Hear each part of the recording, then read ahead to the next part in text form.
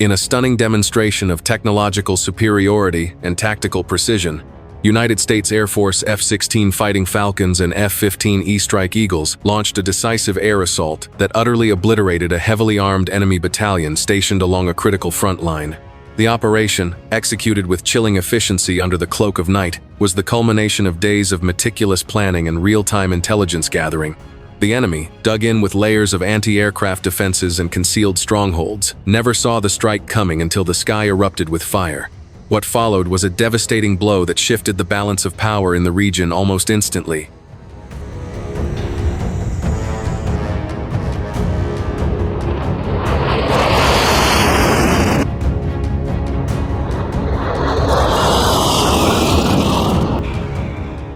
The enemy had fortified a vital supply corridor, constructing elaborate trench systems, camouflaged artillery emplacements, and electronic jamming units in anticipation of an offensive. But the U.S. military had been watching closely. Satellite surveillance, combined with intelligence from ground-based special forces teams operating deep behind enemy lines, revealed a window of opportunity. A rare moment when the bulk of enemy forces had congregated in one concentrated area. The significance of this moment was not lost on commanders at the Combined Air Operations Center, CAOC. Orders were issued, flight plans drawn, and weapons systems primed.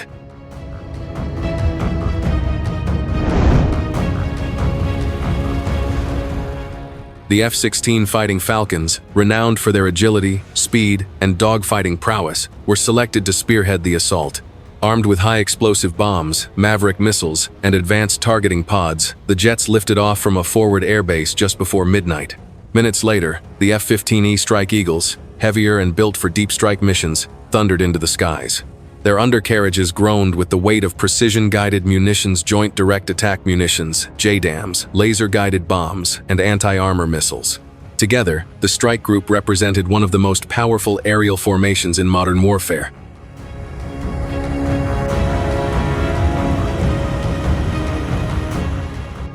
High above the battlefield, AWACS, Airborne Warning and Control System, aircraft coordinated every movement, tracking enemy signals, mapping radar signatures, and feeding real-time data directly to the strike team. Electronic warfare aircraft flew parallel to the assault wave, engaging in complex jamming operations that blinded enemy radar systems and severed command communications. It was a complete sensory blackout for the enemy. In that engineered silence, the U.S. jets approached with deadly intent. The first bombs dropped were surgical in precision. Explosions tore through bunkers and barracks with unrelenting force, lighting up the dark terrain like a sunrise of destruction. Shockwaves rippled through the ground as fortified structures collapsed inward. Drone footage captured the moment's secondary explosions, triggered by ignited fuel and ammunition caches, lit up the night in a chain reaction of fireballs. One by one, command posts, armored vehicles, and communication towers vanished in plumes of black smoke. On the ground, the enemy troops scattered in confusion and terror. Some attempted to retreat into trenches, only to find them collapsed or already engulfed in flames. Those manning anti-aircraft batteries were either killed outright or left helpless, as their systems were rendered useless by jamming and kinetic strikes. Survivors fled blindly, many leaving behind weapons and equipment. Overhead, the scream of jet engines returned F-16s, diving in for strafing runs, their Vulcan cannons unleashing torrents of 20mm shells that shredded anything that moved.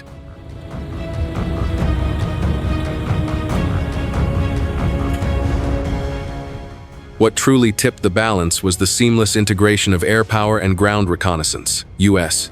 Special Forces operatives had infiltrated the area days earlier, using laser designators to mark high-value targets with pinpoint accuracy.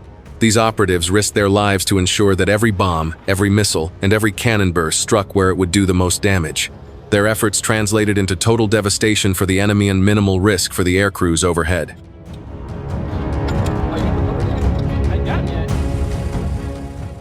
The F-15E Strike Eagles extended the carnage beyond the front line, hunting down retreating convoys and mobile command centers attempting to regroup.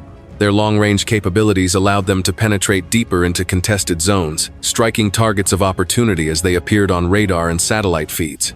With their powerful engines, onboard weapons officer, and extensive payloads, the F-15S delivered both precision and brute force with unmatched effectiveness.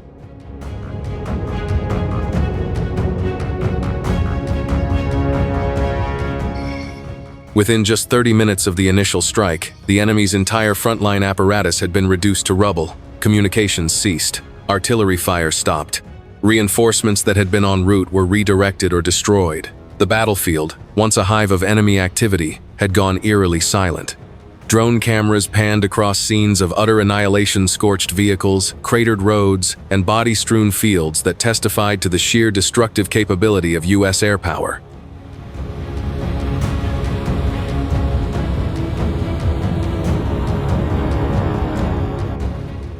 Military analysts worldwide were quick to praise the operation. Defense think tanks noted it as a landmark case in integrated joint warfare where strategic planning, real-time intelligence, and cutting-edge technology combined to achieve overwhelming dominance. "This wasn't just a mission," said one retired general. "This was a message, loud and clear. When America decides to strike, it strikes with precision, speed, and total devastation."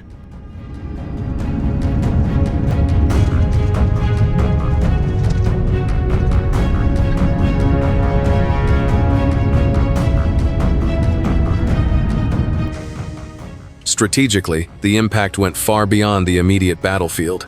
The obliteration of this enemy stronghold not only dismantled a key command node, but also collapsed an entire operational axis the enemy had been building for months. With one strike, logistics chains were severed, morale shattered, and the enemy's regional ambitions significantly derailed. Intercepted communications painted a grim picture field, commanders dead, survivors in disarray, and rear echelon forces reconsidering their deployment strategies.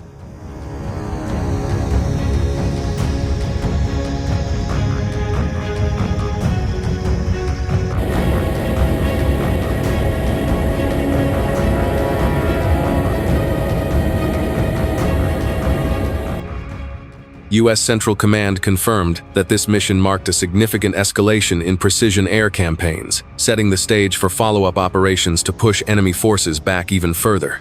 The airstrike was not the end, it was the beginning of a broader offensive designed to reclaim contested territory and eliminate enemy resistance in waves.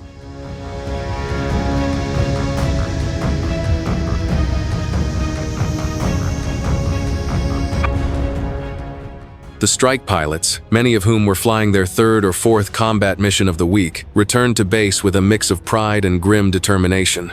"We don't celebrate destruction," said one F-15E weapons officer, "but we do celebrate effectiveness. We did our job, we kept our forces safe, and we made sure that the enemy will think twice before challenging us again." Meanwhile, the F-16 pilots spoke of the high-speed chaos of low-altitude runs through anti-aircraft corridors. "We were flying below radar, just feet off the deck," one pilot recounted. "It's dangerous, but it's necessary to stay invisible until you strike. The enemy never heard us until it was too late, and by then, the bombs were already falling." Airbase crews worked relentlessly to rearm, refuel, and recalibrate the jets for further missions. As dawn approached, the roar of jet engines once again echoed across the desert skies, proof that this was not a one-time show of force. This was a campaign, one designed to grind down resistance, eliminate threats, and reclaim the skies for Allied dominance. Follow-up drone surveillance confirmed the scale of the strike's effectiveness. Dozens of tanks, rocket launchers, and mobile artillery units had been reduced to twisted metal. Trenches were filled with debris and corpses. The area, once a linchpin of enemy operations, had become a no man's land of ash and flame.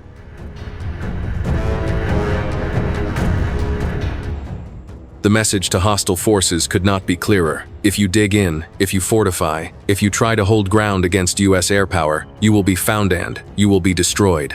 The skies are not contested. They are owned by the F-16 and the F-15E, and when these aircraft are unleashed, nothing survives in their path.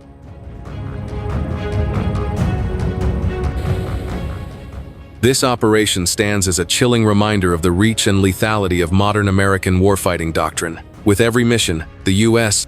proves not only its technological superiority, but its unwavering resolve to dominate the air and destroy any who oppose it.